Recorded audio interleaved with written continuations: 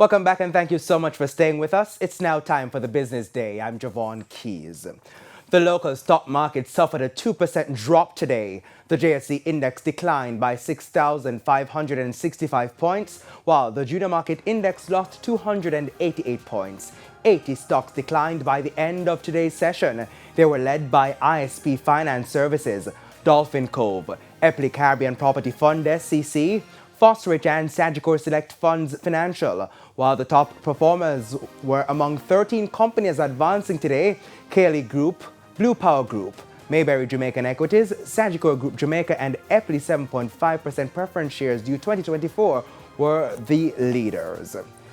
Meanwhile, Senior Vice President in charge of investment banking at Mayberry Investments, Dan Theok, says it's too soon to pinpoint what could have caused the 2% fall in the equities market today.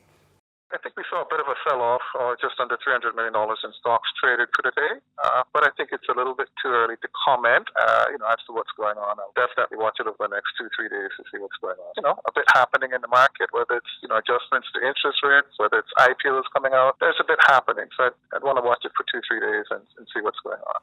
Things were also jittery in the U.S. market as their stocks also fell. The S&P 500 and the Nasdaq finished in the red due to worries that aggressive moves to curb decades-high inflation might tip the U.S. economy into recession. However, all three major U.S. stock indices pared their losses in the afternoon, trading with blue chip Dow turning positive. Even so, the S&P 500 ended just 2.2 percentage points above, confirming it has been in the bear market since reaching its all-time high on January 3. Now, some analysts say the drop is being driven by market catalysts to include the change in interest rates, which have influenced prices across the capital markets. Now, the sell-off was also driven by low profit reports of a number of companies. Now, still on the global markets, and concerns in the U.S. economy spilled over into the oil market.